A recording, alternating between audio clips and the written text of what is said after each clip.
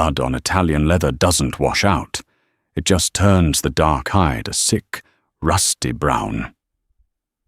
Declan knew this, just like he knew the exact price of a human life in this rotting city.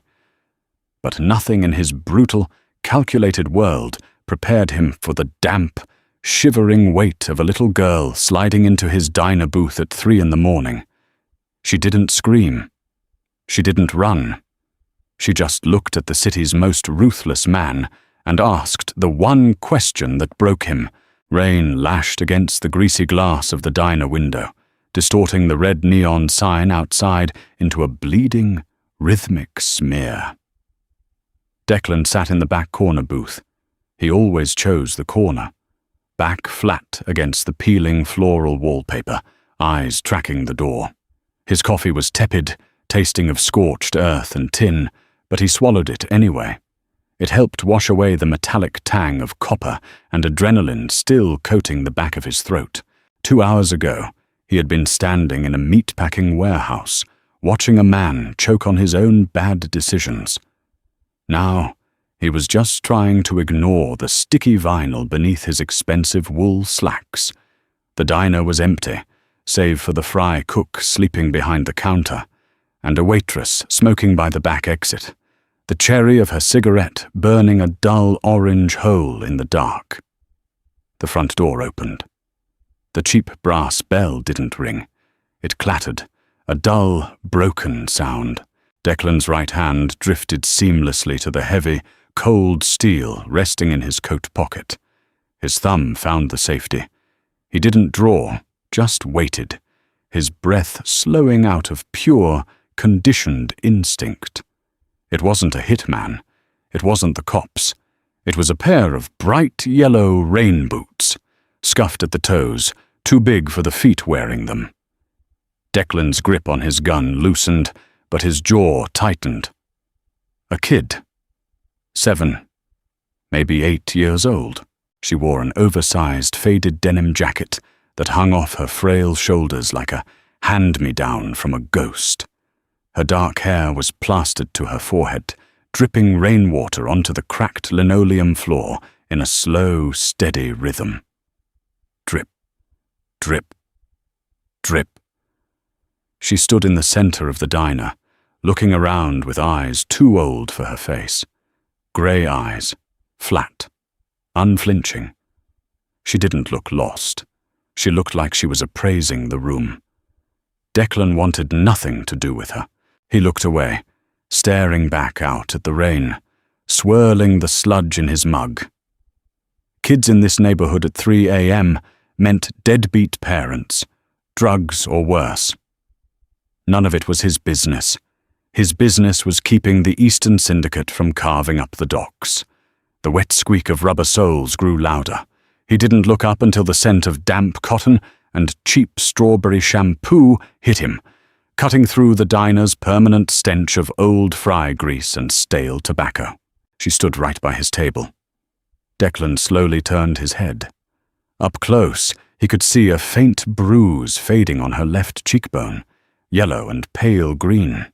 He felt a familiar, ugly twitch in his chest, an old ghost rattling its cage, but he shoved it down. He was not a savior. He was the monster other monsters feared. "Go home, kid," Declan said. His voice was a low gravel, rough from cheap cigars and silence. Diners closed for runaways. She didn't flinch. She just stared at the blood-stained cuff of his white shirt, peeking out from beneath his charcoal jacket. Then she looked up at his face. "I'm not running away," she said. Her voice was painfully small, yet utterly devoid of childlike tremor. She slid onto the bench opposite him. The vinyl squeaked in protest. Declan let out a heavy sigh, running a hand over his jaw, feeling the harsh stubble there. "I don't have change. I don't have candy. Get out of the booth." She folded her hands on the table. Her fingernails were bitten down to the quick, ringed with dirt. "Do you know anyone who wants a child?" The words hung in the air, heavy and suffocating. The hum of the diner's broken refrigerator suddenly sounded deafening. Declan froze.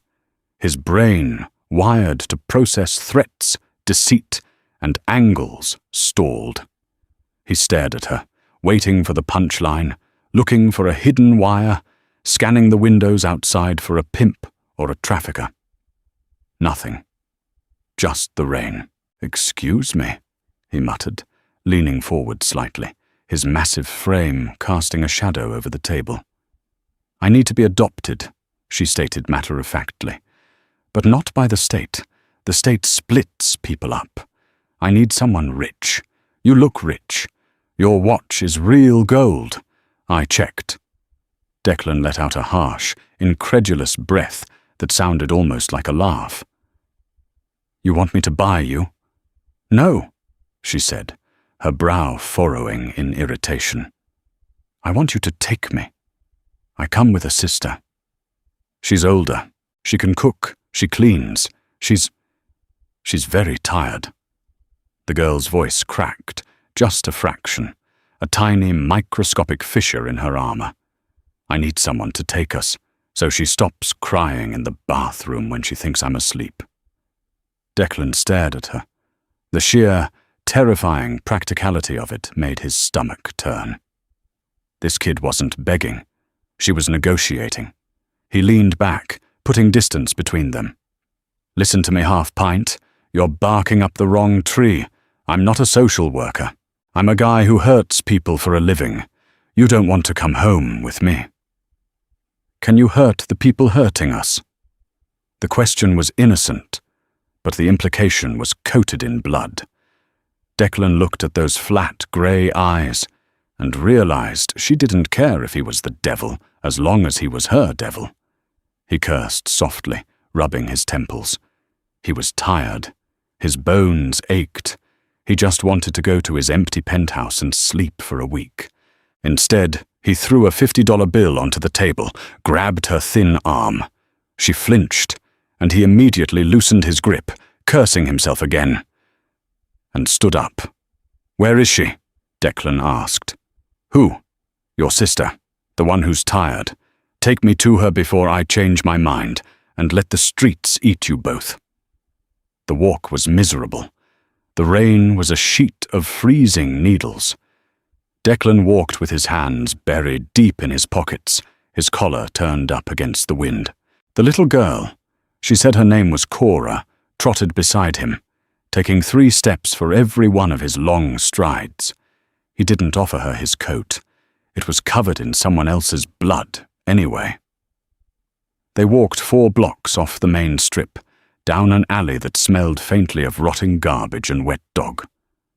Cora turned into the courtyard of the Starlight Motel, a place where the stars had clearly died decades ago. 2 of the letters on the neon sign were burned out. It just read, S. Arley, aged. "Room 12, Cora pointed. Declan stopped under the rusted overhang, shaking the water from his hair. He looked at the peeling paint of the motel door. This was a mistake. A massive, idiotic mistake. He was Declan Russo. Men crossed the street when they saw his car idling. He didn't do charity. He didn't do rescues. But he reached for the doorknob anyway. It was unlocked. "Stupid," he muttered under his breath. Anybody could walk in. He pushed the door open. The room was tiny, suffocatingly hot from a rattling space heater in the corner.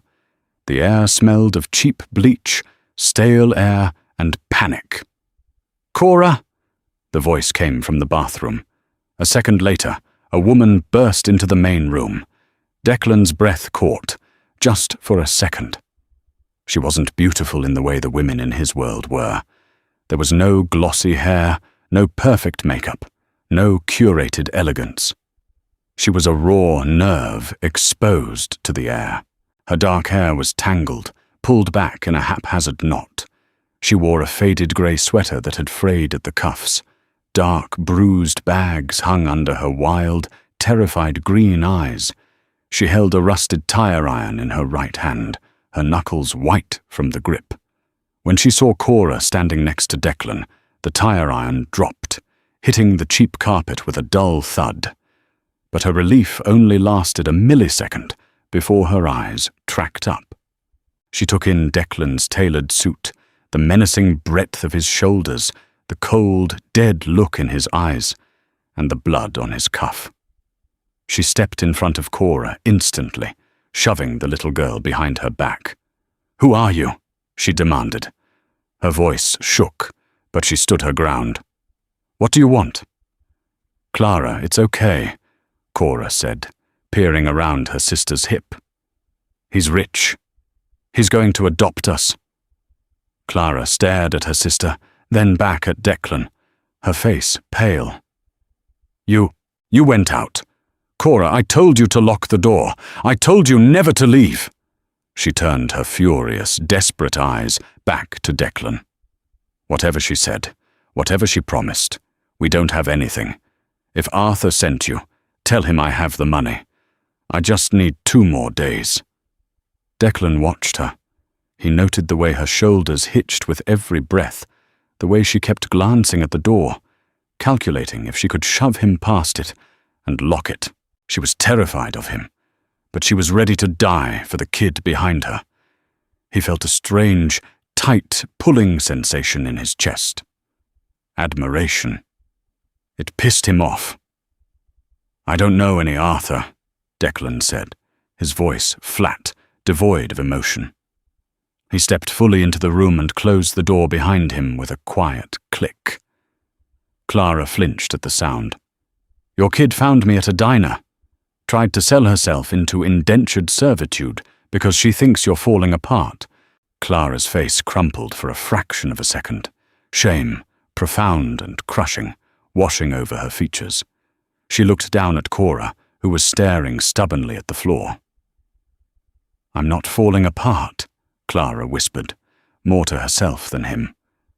She looked back up at Declan, her spine stiffening. "Thank you for bringing her back. You can leave now." "I don't take orders, sweetheart. Especially not from women wielding car parts in roach motels," Declan drawled, leaning his back against the door, crossing his arms. He didn't know why he wasn't leaving. He should leave. "Who's Arthur? None of your business. You brought it up. I thought you were someone else. Please, just leave." Clara's voice was breaking, the adrenaline leaving her system, replaced by sheer exhaustion. Declan watched a drop of rainwater run down her pale cheek. It looked too much like a tear. He hated tears. They were messy. They required comforting. And he didn't know how to comfort. He only knew how to destroy. "Arthur," Declan said the name slowly, tasting it. He ran the Rolodex of local lowlifes in his head. "Arthur Vance, runs the loan sharking racket out of the South End." Clara said nothing, but the way her throat swallowed convulsively gave her away. "You borrowed money from Vance," Declan stated. "It wasn't a question. Why?" "I don't owe you an explanation. I don't even know your name." "Declan?" Clara froze. The color completely drained from her face, leaving her looking like a corpse. Her green eyes widened in absolute horror. In this city, you didn't need a last name if your first name was Declan. There was only one. "Oh, God," she breathed out, instinctively pushing Cora further behind her. You're Russo.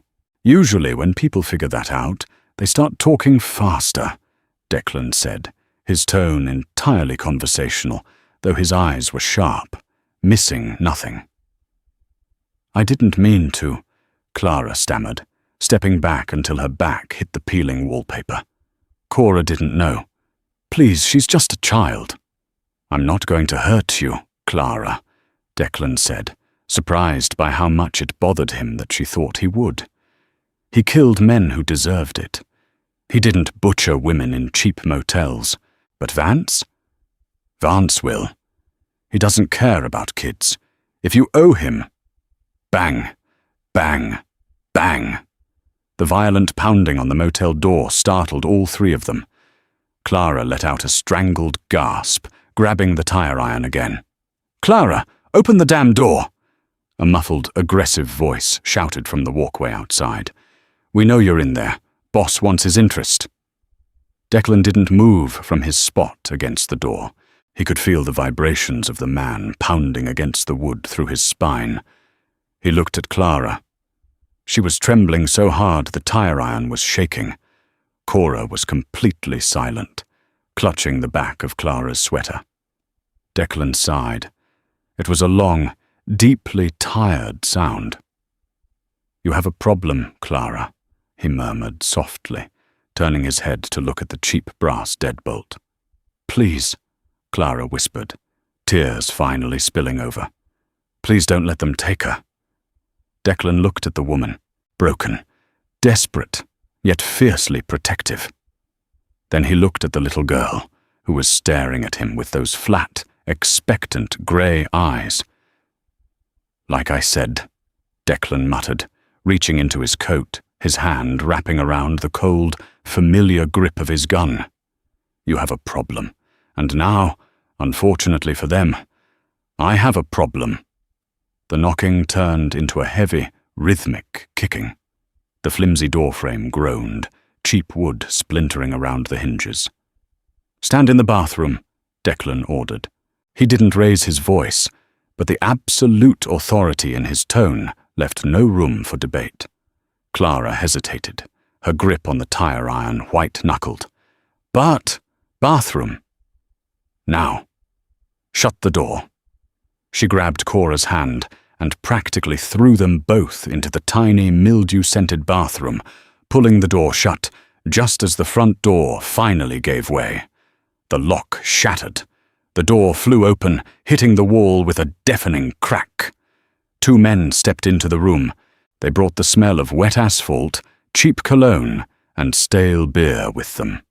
The first was built like a cinder block, wearing a leather jacket that was too tight across the shoulders. The second was leaner, twitchy, holding a rusted switchblade. They stepped in, expecting a terrified woman. Instead, they found 6 feet and 2 inches of tailored lethal stillness standing casually in the center of the room. Declan didn't have his gun drawn. He just stood there, hands resting loosely at his sides, his dark eyes fixed on the intruder's muddy boots. "You're tracking mud onto the carpet," Declan said quietly. The big man blinked, rain dripping from his nose. "Who the hell are you? Where's the bitch?"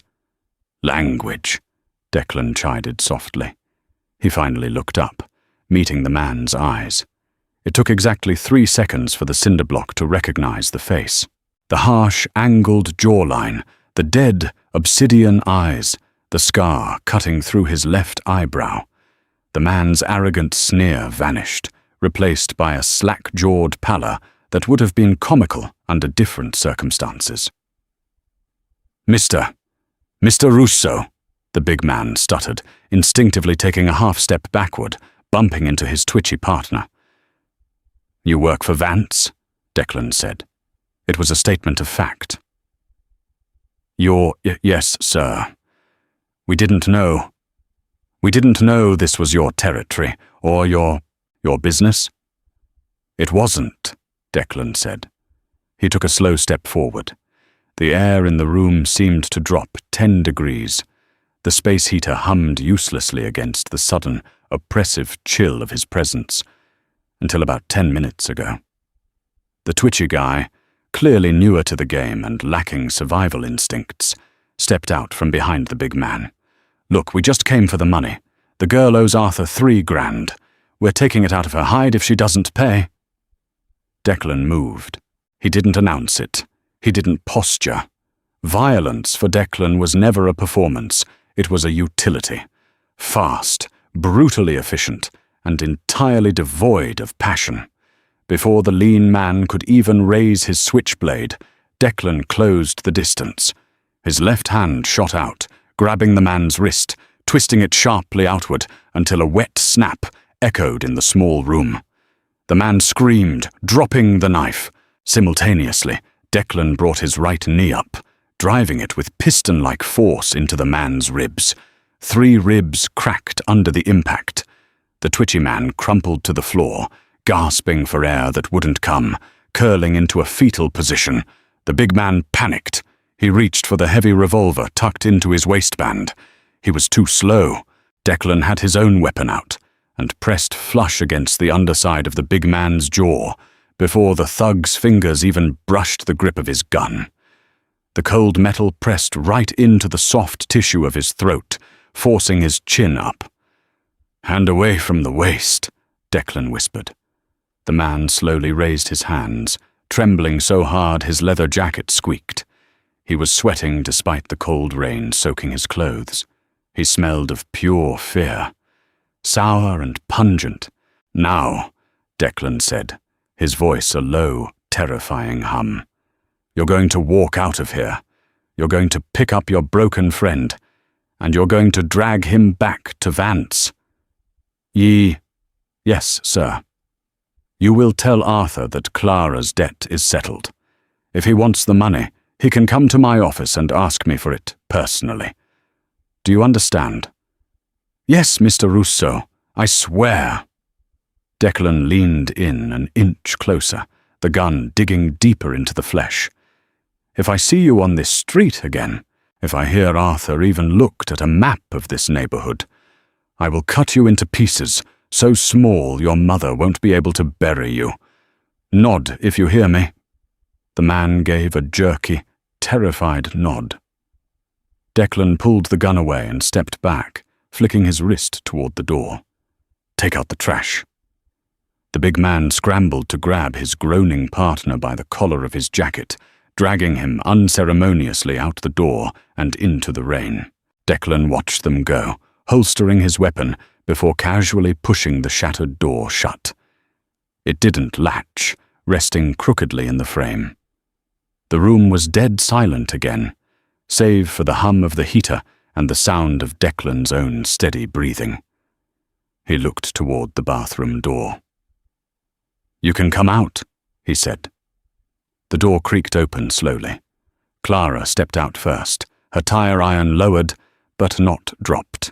Her eyes darted from Declan to the spot on the floor where the man had been dropped, then back to Declan. She was looking at him differently now. The fear was still there, but it was mixed with a heavy, bewildered awe. Cora peeked out from behind her legs. The little girl didn't look scared at all. She looked validated. "They're gone," Declan said, brushing a speck of dust off his jacket sleeve.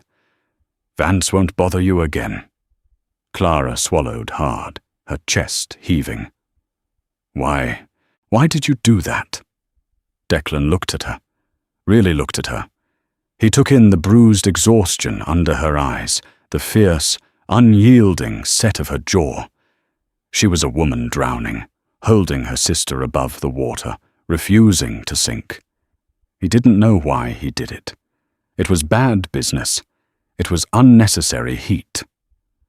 "Consider it an advance," Declan said gruffly, turning toward the broken door. "Pack a bag." Clara blinked, stunned. "What?" "Pack a bag for what?" Declan paused, looking over his shoulder. The cynicism in his eyes clashed violently with the sudden, irrational instinct he felt in his chest. "Your kid struck a deal with me," Declan said, his voice flat. "I bought your debt. That makes you my problem. The door's broken. This place is a dump, and I'm not standing guard outside a motel room all night. Pack a bag, Clara. You're coming with me." Headlights slashed across the rain-slicked pavement as the armored SUV idled outside the Starlight Motel.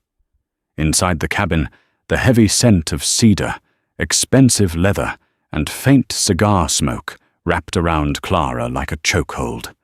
It smelled like money, the kind of money that didn't just buy things, but bought people. Bought silence. She sat rigidly in the back seat, her thin arms wrapped fiercely around a cheap canvas duffel bag that held everything she and Cora owned in the world. It wasn't much. 3 pairs of jeans, a few frayed sweaters, a stuffed rabbit missing an ear, and a plastic envelope containing their birth certificates. Beside her, Cora was already asleep, her small head resting against the soft, buttery leather of the door panel.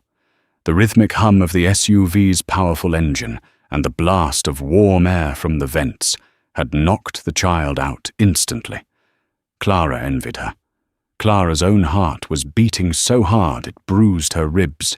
In the front seat, Declan drove in absolute silence. He hadn't spoken since he ushered them out of the motel. The dashboard lights cast a faint, icy blue glow over his sharp profile. He drove with one hand draped casually over the steering wheel, his eyes scanning the slick streets with the predatory ease of a wolf patrolling its territory. Clara watched him through the rearview mirror. The blood on his cuff had dried to a dark, rust-colored crust. He was a terrifying man. She had seen the way he dismantled Arthur's enforcers, not with anger, but with a horrifying, mechanical efficiency. He had snapped a man's wrist like a dry twig without breaking a sweat. And now she was in his car. She had traded a loan shark for a great white. "Where are you taking us?" Clara's voice cracked, the sound raspy and weak in the cavernous, quiet interior of the vehicle. Declan's dark eyes flicked to the mirror, catching hers. His gaze was entirely devoid of warmth, somewhere with a door that locks. He didn't offer anything else. He turned the wheel, smoothly navigating the heavy vehicle down a ramp into a subterranean parking garage beneath a towering glass skyscraper. The concrete walls echoed with the low growl of the engine before Declan cut the ignition. The sudden silence was suffocating. "Wake her up," Declan murmured, unbuckling his seatbelt. "We take the private elevator." Clara gently shook Cora's shoulder. The little girl blinked, rubbing her grey eyes, completely unfazed by the concrete bunker they were in. Declan opened the back door, the chill of the garage rushing in, and waited as Clara awkwardly slid out, clutching her duffel bag like a shield. The elevator required a biometric scan. Declan pressed his thumb to a glass panel, and the heavy steel doors slid open with a soft, pneumatic hiss. Clara hesitated. Stepping into that metal box felt like sealing her own tomb. But Declan just stood there, his imposing frame blocking the only exit, waiting.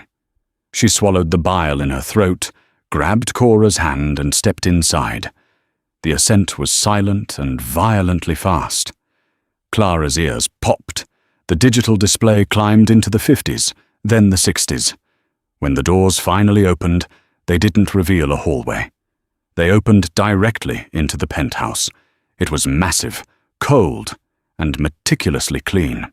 Floor-to-ceiling windows offered a dizzying, panoramic view of the storm battering the city below, the neon lights bleeding into the fog like bruised watercolors.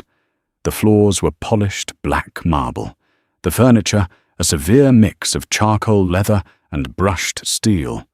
There were no photographs, no plants, no clutter. It didn't look like a home. It looked like a luxury waiting room for a very expensive assassin. "Down the hall, last door on the right," Declan said, shrugging off his wet, ruined suit jacket and tossing it carelessly over a leather armchair. "There's an ensuite bathroom. Lock the door from the inside if it makes you feel better." Clara stood frozen on the edge of the plush Persian rug, her damp sneakers slowly staining the expensive fibers. "Why are you doing this?" she whispered. Declan stopped halfway to a sleek, dark wood liquor cabinet. He turned around, his movements fluid and heavily deliberate. He looked at her, really looked at her. The wet, tangled hair, the oversized sweater clinging to her shivering frame, the sheer, animalistic panic radiating from her wide green eyes. "I don't know," Declan answered. It was the most honest thing he had said all night. "But I bought your debt, which means Arthur can't touch you." Until I figure out what the hell to do with you both, you stay here. Don't touch the alarm panel by the door, and don't let the kid wander into my office." He turned his back on her, pouring 2 fingers of amber liquid into a heavy crystal glass. It was a clear dismissal. Clara didn't wait for another invitation. She practically dragged Cora down the long, shadowed hallway. The bedroom he directed them to was the size of Clara's entire old apartment. A massive, king-sized bed dominated the center, covered in a slate-grey silk duvet. She pushed Cora inside, shut the heavy oak door, and immediately threw the deadbolt. The lock engaged with a solid, heavy thunk. Only then did Clara drop the duffel bag. Her knees gave out. She slid down the back of the door, pressing her forehead against the cool wood, and finally let the tears fall, silent, ugly, racking sobs that tore at her throat. She was trapped with a monster who wore gold watches and smelled of gunpowder and expensive cologne. Cora walked over, her yellow rain boots leaving faint marks on the hardwood floor.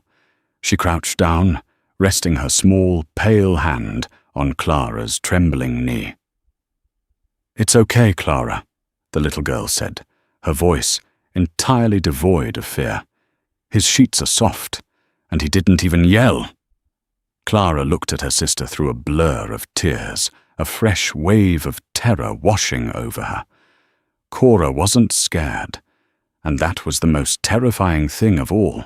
Morning broke over the city, not with sunlight, but with a bruised, sickly grey dawn that filtered through the floor-to-ceiling windows.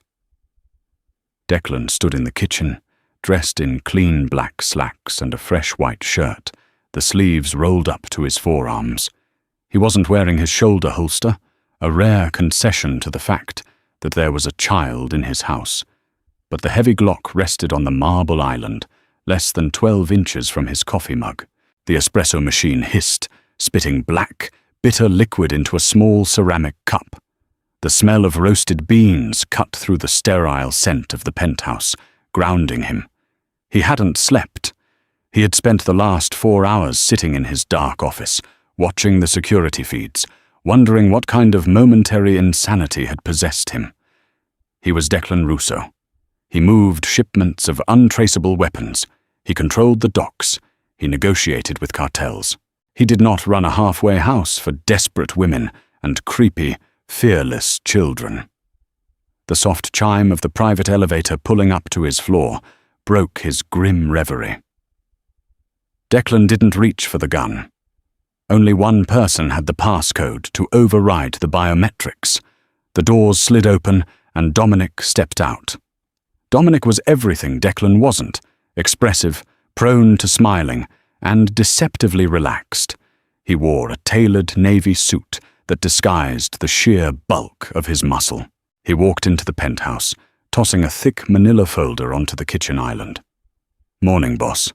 The Greeks are complaining about the markup on the shipments again, and—" Dominic trailed off, his dark eyes locking onto the 2 pairs of wet shoes resting by the front door.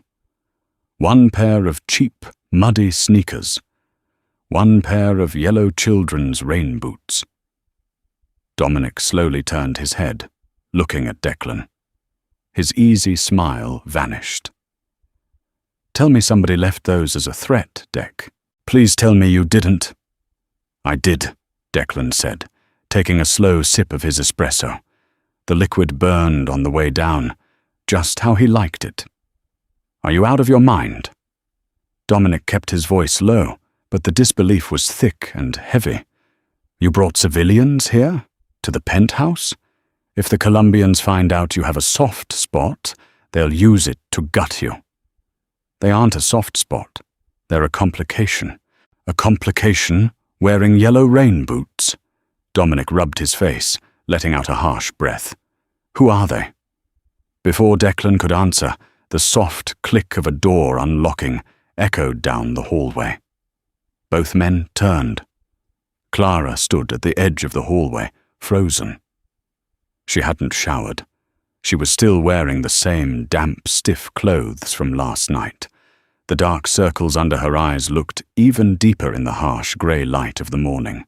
She held the tire iron she had brought from the motel, her knuckles white, her body coiled tight like a spring ready to snap.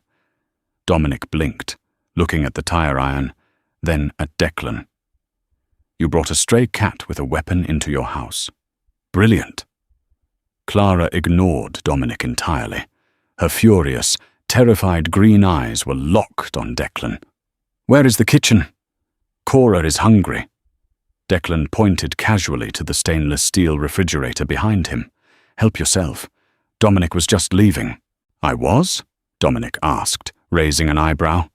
Declan shot him a look so cold it could have frozen mercury. Dominic held up his hands in surrender, backing toward the elevator. "Right, I'll handle the Greeks. You handle whatever this is. Call me if you need me to buy diapers." The elevator doors closed, leaving a heavy, suffocating silence in their wake. Clara slowly lowered the tire iron, though she didn't let it go. She edged into the kitchen, keeping a wide berth around Declan. She opened the refrigerator. It was stocked, but barely. Mostly bottled water, imported beer, vacuum-sealed steaks, and a single carton of eggs. She pulled the eggs out, her hands shaking slightly, and placed them on the counter. "Put the metal away, Clara," Declan said softly. "If I wanted to hurt you, a piece of rusted steel wouldn't stop me." Clara flinched, the truth of his words hitting her like a physical blow. She carefully placed the tire iron on the marble counter, right next to Declan's gun. The visual contrast was absurd. Her desperate, pathetic weapon next to his sleek, professional tool of death. "Why did you bring us here?" Clara demanded, her voice trembling but refusing to break. She turned to face him, crossing her arms defensively over her chest. "People like you don't do favors. Not for nothing. What is the price?" Declan studied her. The morning light caught the bruise on her cheekbone, turning it a sickly yellow-green. She was terrified, exhausted, running on pure adrenaline and maternal instinct for a sister she was barely old enough to raise. She couldn't be older than 22. "There is no price," Declan said, his voice flat, devoid of emotion. "That's a lie," Clara shot back, stepping closer, fueled by a sudden spike of anger. "Everything has a price. Arthur wanted $3,000. When I couldn't pay, he wanted me. So tell me what you want, Mr. Russo, because I need to know what I'm paying for this luxury cage." Declan felt a sudden, sharp tightening in his chest, a muscle in his jaw feathered. He looked at her, at the fierce, broken dignity in her posture, and he felt a visceral surge of violence wash through his veins. Not aimed at her, aimed at the men who had put that look in her eyes. He set his espresso cup down with a sharp clink. He closed the distance between them in 2 long strides. Clara gasped, instinctively stepping back until her spine hit the stainless steel refrigerator. Declan stopped inches away from her. He braced one large, scarred hand on the metal beside her head, trapping her. He could smell her. Damp cotton, cheap soap, and the sour tang of pure fear. He looked down into her wide, panicked eyes. "Listen to me very carefully." Declan's voice was a low, dangerous rumble that vibrated in his chest. "I am not Arthur. I do not deal in flesh, and I do not exploit desperate women to stroke my own ego. I bought your debt because your sister walked into my diner and asked me to buy her so you could stop crying. That annoyed me." Clara stared at him, her breath hitching, her chest rising and falling rapidly against his close proximity. "You are here," Declan continued, his dark eyes tracing the faint freckles scattered across her pale nose. "Because if I left you in that motel, Arthur's men would have come back with guns instead of a switchblade. You're alive because I allow it. You're safe because I decided it." You don't owe me anything. But you will stay here, and you will not cause problems for me. Do we understand each other?" Clara's throat worked as she swallowed hard. She could feel the heat radiating off his massive body, a stark contrast to the coldness in his eyes. He was a monster, yes, but he was a monster with rules. "Yes," she whispered. Declan stared at her for a second longer, his eyes lingering on her mouth before he abruptly stepped back, severing the tension. He grabbed his gun off the counter, sliding it smoothly into the waistband at the small of his back. "Make your sister some eggs," Declan muttered, turning toward the hallway. "And take a shower. You smell like an alleyway."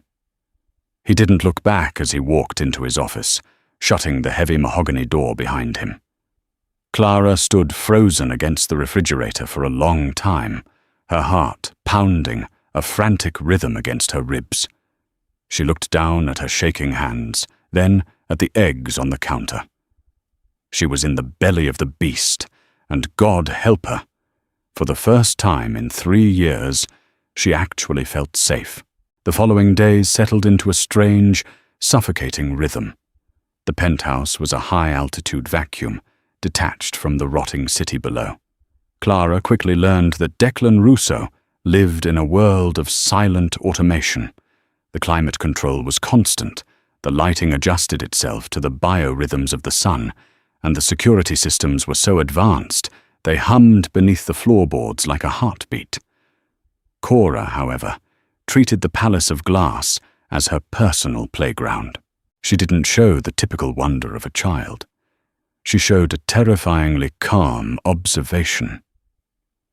She would sit in the middle of the sprawling living room, her small legs crossed, watching the automated blinds retract to reveal the city skyline, her eyes tracking the movement of armored black vehicles miles below as if she were a general surveying a battlefield. Clara spent most of her time hiding in the guest suite. She was suffering from a profound, bone-deep exhaustion that sleep couldn't fix. Every time she closed her eyes, she heard the sound of Arthur's men kicking in the motel door. She felt the phantom vibration of the floor when Declan had neutralized them. She wasn't a guest. She was an inmate who had been granted a reprieve. By the 4th day, the silence became unbearable. Clara found herself creeping into the kitchen, drawn by the smell of strong, dark coffee. Declan was there, as he always was at dawn, staring out at the skyline with a stillness that suggested he was carved from stone. He didn't turn when she entered. He didn't have to. He knew her heartbeat, her gait, the specific way she held her breath when she was nervous. "There's an account," Declan said without turning. His voice was rough, unvarnished. "The details are on the counter. It's enough for clothes, food, and whatever else you and the girl need." Clara walked to the island. There was a thin, black card lying next to an iPad. She didn't touch it.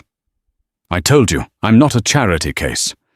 "It's not charity," Declan said, finally turning around. The morning light carved deep, harsh shadows into his face, highlighting the jagged scar above his eyebrow. He looked tired, not the tired of a man who needed sleep, but the tired of a man who carried too much weight for too long. "It's overhead. I don't want you living off my pantry and looking like a refugee in my house. It's bad for the aesthetic." He was trying to be cruel, to distance himself, but the attempt felt thin. Clara saw the way he'd surreptitiously left a stack of children's books on the lower shelf of the coffee table. She saw the way he checked the security monitors every time Cora moved toward the balcony. "Why did you really take us, Declan?" she asked, her voice steady for the first time. He leaned against the counter, his massive frame looming. He didn't look at her. He looked at the coffee cup he was rolling between his hands. "You remind me of a mistake I once made," he said, his voice dropping into a low, jagged register. "And I don't like to repeat my mistakes." What was the mistake? He set the cup down with a sharp thud. The sound echoed off the marble like a gunshot. A dead one. Now buy some clothes. You're becoming a distraction. He walked out, the heavy door to his office clicking shut. Clara stood in the center of the kitchen, the silence rushing back in. She looked at the black card. It represented a life she hadn't known was possible, but it felt like blood money. She walked over to the balcony door. The glass was reinforced, thick, bulletproof, and cold to the touch. Outside, the city was a tapestry of neon and shadow. She wasn't just hiding from Arthur anymore. She was hiding with a man who made Arthur look like a choir boy. She picked up the card. It was freezing cold against her palm. The change started on a Tuesday. It was a torrential rain day, the kind that turned the city into a grey, featureless blur. Clara was in the kitchen, trying to find ingredients for a simple soup, when the front elevator chimed. It wasn't the rhythmic, professional arrival of Dominic.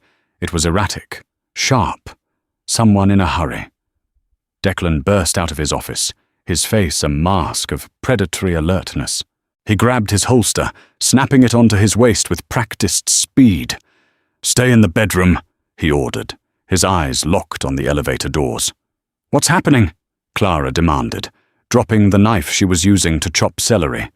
"Get in the bedroom, Clara, now." She didn't argue.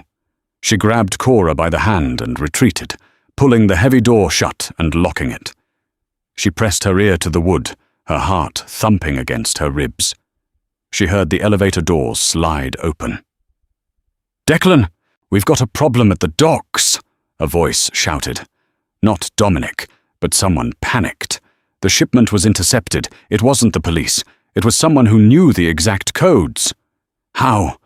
Declan's voice was a low growl. "I don't know, but they're moving on the secondary warehouse. We need to go." There was a flurry of movement. Heavy boots on marble, the metallic snick of a weapon being loaded, the muffled sound of a radio buzzing. Then, silence. Clara waited. She waited for 10 minutes, then 20. The quiet in the penthouse was no longer luxurious. It was menacing. She walked to the bedroom window, peering down. A fleet of black SUVs had already pulled out of the garage, disappearing into the rain-slicked labyrinth of the city. Declan was gone. For the first time since they had arrived, the penthouse felt truly like a prison. The air conditioning was still humming, but it felt thin, like the oxygen was being sucked out of the room. "He's fighting," Cora said from the floor. She was playing with a set of magnetic tiles, building a tower that defied physics. Clara looked at her sister. "He's a dangerous man, Cora. He goes where the violence is." "He likes us," Cora said, placing a tile with surgical precision. "He doesn't like us. He tolerates us because you manipulated him." Cora looked up, her grey eyes flat and unblinking. "I didn't manipulate him. I gave him a choice. He chose us because he's lonely, Clara. He's the loneliest man I've ever seen." Clara shook her head, pacing the room. "He's a killer. Don't mistake his loneliness for goodness. He's capable of things we can't even imagine." "So are we," Cora replied, returning to her tower. Clara didn't answer. She walked to the window again. She saw the city, the sprawling, indifferent beast that had tried to swallow them whole. She realized then that she wasn't just waiting for Declan to return. She was waiting to see if he would return, and she realized with a sudden, sickening jolt that she didn't want the penthouse to be empty. The security screen on the wall flickered to life. It showed the main living area. It was empty. But then a red light blinked on the control panel. Someone was overriding the security, not from the outside, from the inside. Clara froze. The code was being punched in with frantic, rhythmic speed. Click. The penthouse door swung open. It wasn't Declan.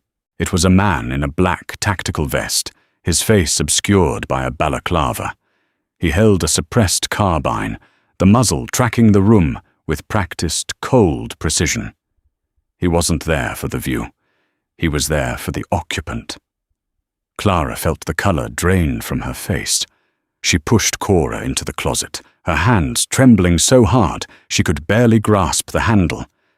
"Stay!" she hissed. She didn't know what she was doing. She didn't know how to fight, but she knew that the man in the living room was a threat, and she was the only thing standing between him and the closet. She picked up a heavy glass lamp from the nightstand, its weight grounding her. She stepped out of the bedroom, her shadow stretching long and thin across the marble floor. The intruder didn't hear her.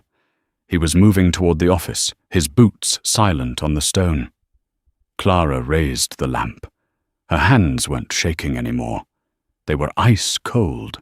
She had been a victim her whole life. She was done with that. She swung. Heavy crystal shattered against Kevlar with a sound like a car crash. Clara's swing was entirely unpracticed, fueled only by raw, blinding panic. She aimed for the back of his head, but the heavy glass lamp glanced off the intruder's armored shoulder, the bulb popping in a shower of brilliant blue sparks. The force of the impact jarred her wrists, sending a painful shockwave all the way up to her shoulders. The man didn't fall. He barely stumbled. He whipped around, a low, guttural curse tearing through the fabric of his balaclava. Clara stumbled back, her bare feet slipping on the polished marble. She didn't scream. Her lungs were too tight, frozen in the cold grip of absolute terror. He didn't shoot her.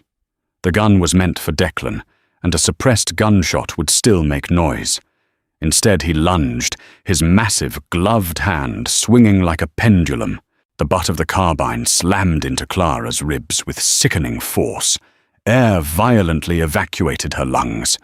Clara collapsed onto the floor, her vision exploding into thousands of white, jagged stars. The cold stone bit into her cheek.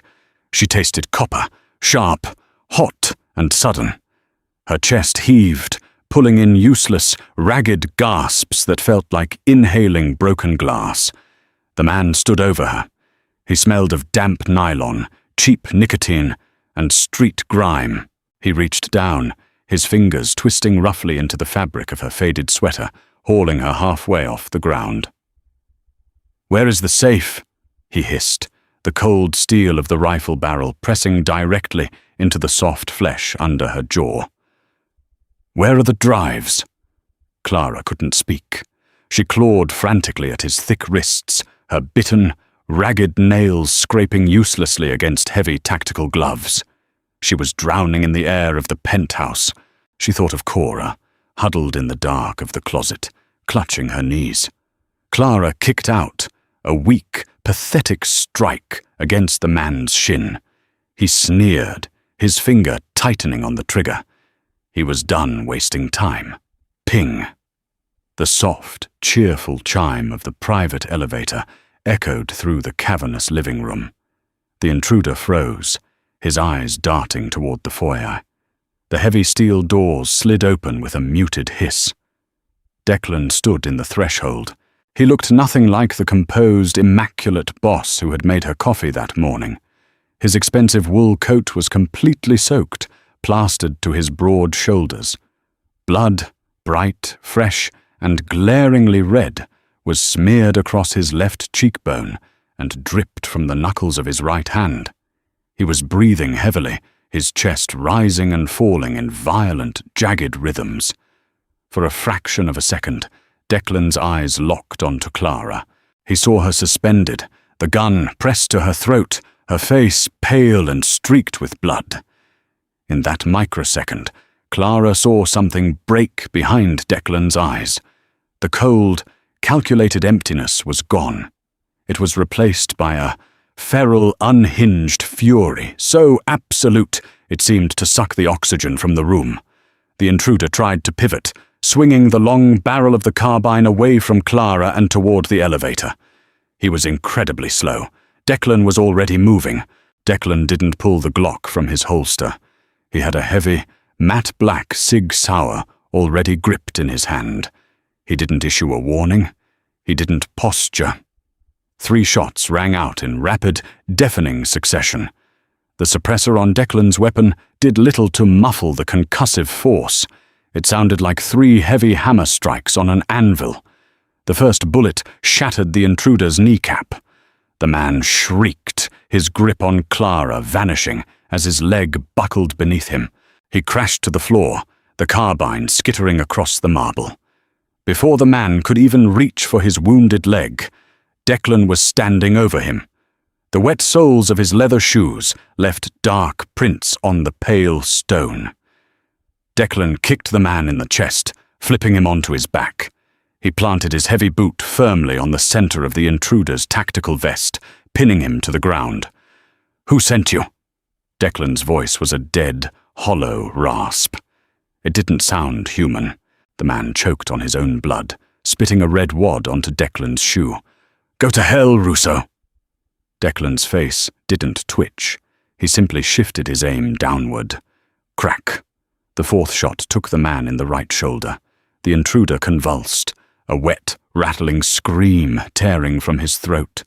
The smell of burnt cordite and raw, butchered meat flooded the air, mixing nauseatingly with the penthouse's permanent scent of cedar and expensive cologne. "I'll ask you once more," Declan whispered, pressing the steaming barrel of the gun directly against the man's forehead. "Who bought my coats?" "The Greeks," the man sobbed out, his body thrashing weakly under the pressure of Declan's boot. "The Greeks. They bought the shift rotations. I just wanted the safe." Declan stared down at him with eyes as flat and black as obsidian. "You tracked mud onto my floor."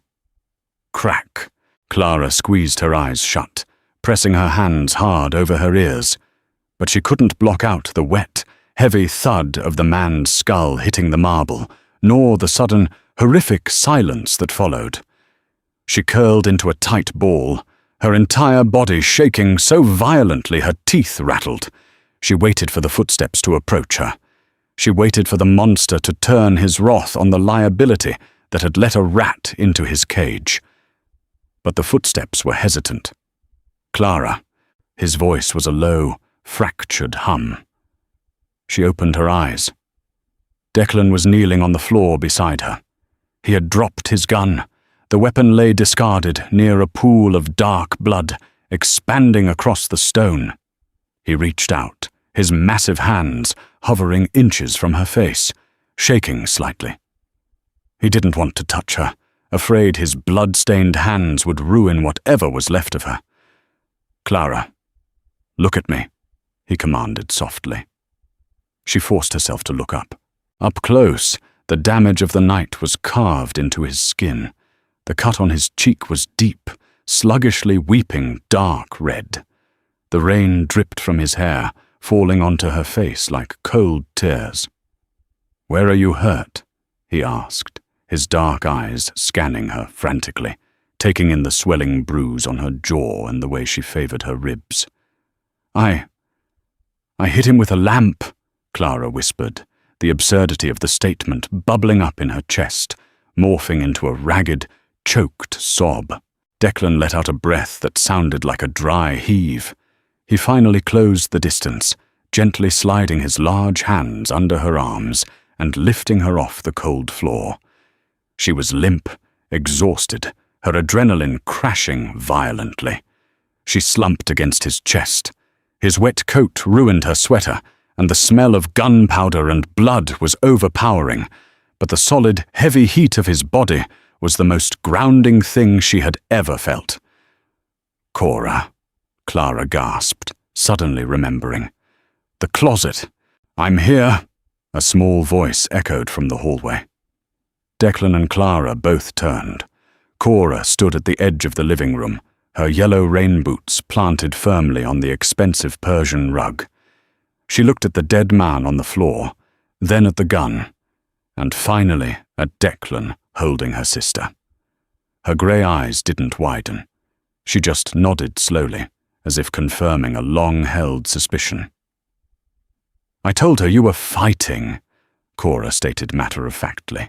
Declan rested his chin on the top of Clara's head, his heavy chest rising and falling against her battered ribs. For the first time in his entire brutal life, Declan Russo felt the terrifying, suffocating weight of having something to lose. The cleanup was efficient and sterile, executed with a practiced detachment that made Clara's stomach turn. Dominic arrived 20 minutes later with a crew of 3 silent men carrying heavy industrial trash bags and bleach. Nobody asked questions. Nobody looked at Clara, who sat rigidly on the plush leather sofa, clutching an ice pack to her ribs.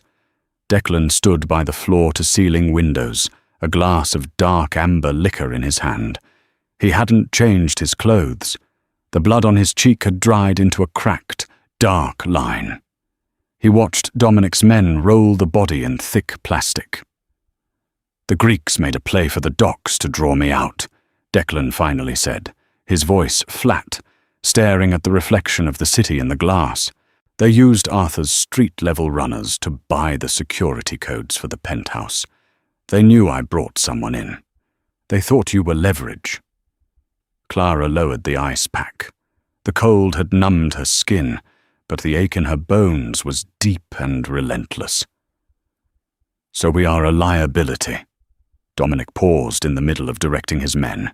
He shot Declan a warning look, a silent plea to end this madness and cut the dead weight loose. Declan ignored him. He took a slow, deliberate sip of his drink and turned around. "Everybody out," Declan ordered. Dominic sighed, running a hand over his face. "Boss, we need to scrub the floorboards. I said out, Dominic. Leave the bleach. I'll finish it." Dominic nodded grimly, signaling his men. They hauled the heavy, plastic-wrapped burden toward the freight elevator. Before the doors closed, Dominic looked at Clara. There was no hostility in his eyes, just a deep, exhausted pity. He knew what happened to soft things in their world. When the elevator locked with a heavy metallic clank, the penthouse plunged into absolute silence. The hum of the air conditioner felt loud. Cora was asleep in the guest room, exhausted by the sheer chemical crash of the night's events. Declan walked over to the coffee table and set his glass down. He moved slowly, gingerly, as if holding his own fractured pieces together. He walked into the kitchen and returned a moment later with a small, white first aid kit. He sat down on the heavy oak coffee table directly across from Clara, their knees almost touching. He opened the plastic box. The sharp, clinical smell of rubbing alcohol cut through the lingering scent of copper and bleach. "Lean forward," he murmured. Clara hesitated, looking at his large, calloused hands. They were the hands that had snapped a man's wrist, the hands that had pulled a trigger without a second thought. But they were also the hands that had lifted her off the cold marble when she couldn't stand. She leaned forward. Declan pressed an alcohol-soaked cotton pad to the split on her lower lip. Clara hissed, her breath hitching at the sharp, localized burn. "Sorry," Declan muttered, his voice barely a rasp. He didn't pull away. He held her chin gently with 2 fingers, tilting her face toward the harsh overhead light. His touch was painstakingly careful, contrasting violently with the brutal nature of the man himself. "You should send us away," Clara said. Her voice was tiny, muffled by his hand. "Give us some money. Put us on a bus. Arthur is dead, or as good as dead. We don't need you to protect us anymore. And you don't need the Greeks hunting you because of us." Declan's jaw clenched. He wiped a streak of dried blood from her cheek, his thumb brushing against her pale, bruised skin. The texture of her face, soft and damaged, made his chest ache in a way a bullet never could. "If I put you on a bus," Declan said, his dark eyes locking onto hers, "the Greeks will intercept it. The Colombians will track it. You are marked, Clara. You aren't just a stray anymore. You're the stray I let into my house. That makes you a target." Clara's heart pounded, a frantic, trapped rhythm. "Then why did you do it? Why did you let us in?" Declan stopped wiping her face. He dropped the bloody cotton pad onto the table. He leaned forward, resting his elbows on his knees, bringing his face inches from hers. She could feel the heat radiating off him, smell the whiskey on his breath, and see the utter, terrifying exhaustion in his eyes. "Because your sister asked me a question in a diner," Declan said slowly, his voice dropping an octave, vibrating with a raw, ugly honesty. "She asked if I knew anyone who wanted a child." He reached out, his rough hand tracing the line of Clara's jaw, his thumb resting lightly against the frantic pulse in her throat. "I have spent 35 years tearing this city apart," Declan whispered, his eyes searching hers, looking for the inevitable revulsion, the fear. But all he saw was a mirror of his own desperate loneliness. "I build nothing. I only destroy. But when I looked at the two of you in that rotting motel room, for the first time in my miserable life, I wanted to keep something." Clara stopped breathing. The air between them was thick, charged with the static of the violence they had just survived. He wasn't offering her a fairy tale. He wasn't promising a white picket fence or a life bathed in sunlight. He was offering her the reinforced glass of his cage, the warmth of his blood-stained coat, and the absolute terrifying devotion of a monster. "It's not safe here," Clara argued weakly, her voice trembling. "Nowhere is safe," Declan countered, his grip on her jaw tightening fractionally, a possessive, grounded hold. "But here, I am the one standing at the door. I will burn the Greek syndicate to ash by morning. I will salt the earth where they stood. Nobody will ever touch that door again." Clara looked at the dark, dried blood on his cheek. She reached up, her trembling, delicate fingers touching the jagged scar above his eye. Declan's breath hitched, a massive, lethal animal leaning into her touch. She was a hypocrite. She hated the violence. She hated the fear. But as she looked at the man who had ripped a threat apart with his bare hands to keep her breathing, she knew she wasn't leaving. She had traded the cold, indifferent cruelty of the streets for the fiercely protective brutality of Declan Russo. "Okay," Clara whispered into the quiet room. Declan's eyes fluttered shut for a fraction of a second, a silent, staggering relief washing over his rigid frame. He leaned forward, pressing his forehead against hers. It wasn't a kiss. It was an anchor dropping in deep, turbulent water. They sat there in the silence of the penthouse, surrounded by the smell of bleach and the faint, glowing neon bleed of the city below. They were imperfect, bruised, and irreversibly stained by the dark, but for the first time, they were not alone. "Thank you for experiencing the dark, emotional journey of Declan, Clara, and Cora with us. If this gritty tale of survival and unconventional family kept you glued to the screen, hit that like button to show your support. We love crafting deep, character-driven stories, and your engagement helps us bring more to life. Share this video with a friend who appreciates a romance that's raw, grounded, and intensely real. Don't forget to subscribe and ring the notification bell so you never miss our next dramatic audio story. Tell us in the comments what you thought of Declan's brutal but protective confession.